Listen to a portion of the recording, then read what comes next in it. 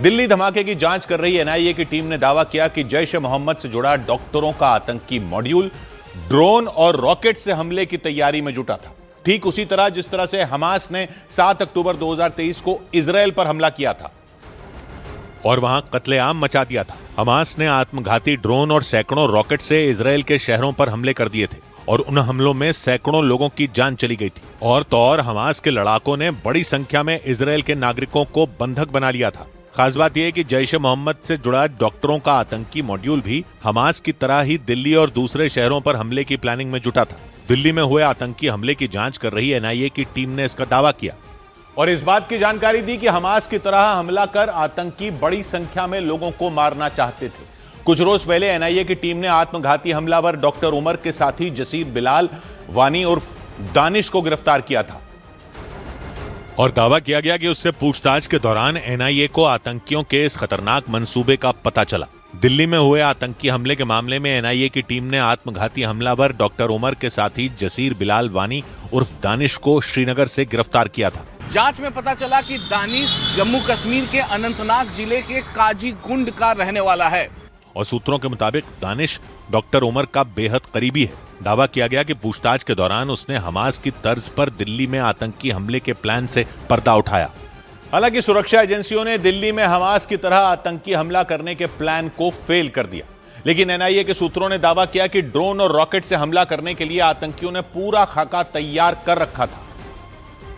मतलब फरीदाबाद की अल फलाह यूनिवर्सिटी से चल रहे डॉक्टरों के आतंकी मॉड्यूल ने बड़ी संख्या में लोगों को मारने का प्लान बनाया था। जांच के दौरान पता चला कि दानिश छोटे ड्रोन बनाने और उन्हें मॉडिफाई करने में माहिर है। दावा किया गया कि दानिश को ही हमले के लिए छोटे ड्रोन और छोटे रॉकेट बनाने का जिम्मा सौंपा गया था और जांच एजेंसियों के सूत्रों के मुताबिक दानिश ने ड्रोन और रॉकेट बनाने का काम भी शुरू कर दिया था। इस बात का दावा किया गया कि डॉक्टर उमर के साथ दानिश ने भी भीड़-भाड़ वाली जगहों पर ड्रोन से बम गिराने का प्लान बनाया था ताकि ज्यादा से ज्यादा नुकसान पहुंचाया जा सके। एनआईए के मुताबिक दानिश से पूछताछ में इस बात का भी पता चला कि हमास की तर्ज पर आतंकियों ने ट्रिपल लेयर अटैक की प्लानिंग की थी।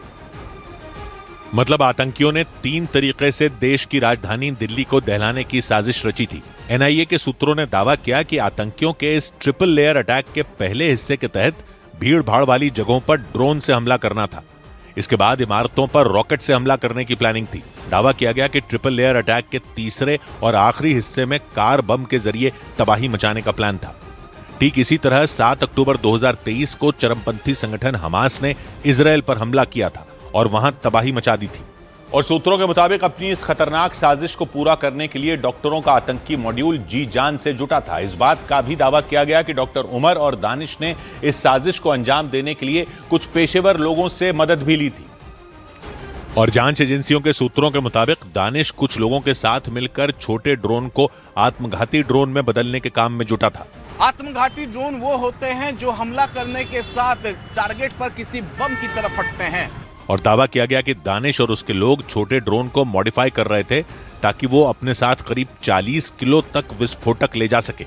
मतलब आतंकियों ने ट्रिपल लेयर अटैक के पहले हिस्से में ड्रोन से विस्फोटक गिराकर आतंकी हमले का प्लान बनाया था, जबकि आतंकियों ने ट्रिपल लेयर अटैक के दूसरे हिस्से में दिल्ली की अहम इमारतों पर रॉकेट से हमला करने की योजना बनाई थी। यानी आतंकी किसी लॉन्चर के जरिए रॉकेट से इमारतों को ध्वस्त करने की फिराक में थे। हालांकि जम्मू कश्मीर पुलिस और दूसरी सुरक्षा एजेंसियों ने आतंकियों के इस खतरनाक मंसूबे पर पानी फेर दिया। एनआईए के सूत्रों के मुताबिक ड्रोन अटैक और रॉकेट से हमला करने के लिए आतंकियों को ऑनलाइन ट्रेनिंग भी दी गई थी। दावा किया गया कि ट्रेनिंग के दौरान आतंकियों को यह सिखाया गया था कि विस्फोटक को बम कैसे बनाना है और उसे ड्रोन पर किस तरीके से रखना है ताकि नुकसान ज्यादा से ज्यादा हो सके। सूत्रों के मुताबिक आतंकियों को लॉन्चर से छोटे रॉकेट छोड़ने की भी ट्रेनिंग दी गई थी।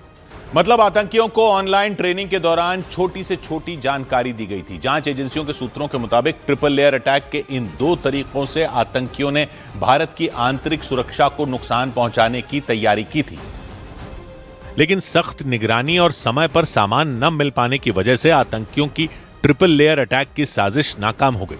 एनआईए के सूत्रों ने दावा किया कि इसी वजह से डॉक्टरों के टेरर मॉड्यूल में शामिल आतंकियों ने ट्रिपल लेयर अटैक के तीसरे हिस्से को एक्टिवेट किया था। ट्रिपल लेयर अटैक के तीसरे हिस्से के तहत आतंकियों ने कार बम के जरिए आतंकी हमले की साजिश रची थी।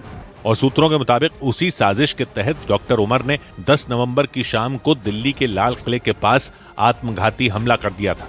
और एनआईए के सूत्रों के मुताबिक कार में विस्फोटक रखकर आत्मघाती हमले की पूरी साजिश दानिश ने डॉक्टर उमर के साथ मिलकर रची थी। मतलब यह कि श्रीनगर से गिरफ्तार हुआ डॉक्टर उमर का साथी दानिश आतंकी मॉड्यूल का एक अहम सदस्य था। और सूत्रों ने दावा किया कि उसने डॉक्टर उमर के साथ मिलकर दिल्ली के लाल किले के पास आतंकी हमला करने का पूरा प्लान तैयार किया था। जांच में यह बात सामने आई कि डॉक्टर उमर की तरह दानिश भी बम बनाने में माहिर है और आतंकी हमले के लिए दोनों ने मिलकर विस्फोटक से बम तैयार किया था। कुछ रोज पहले दानिश को श्रीनगर से गिरफ्तार किया गया था। बाद में उसे दिल्ली की पटियाला हाउस कोर्ट में पेश किया गया, जहां से उसे 10 दिन के लिए एनआईए की रिमांड में भेज दिया गया। दानिश से पूछताछ कर एनआईए ये पता लगाने में जुड़ गई कि आतंकी हमले में और कितने लोग शामिल हैं।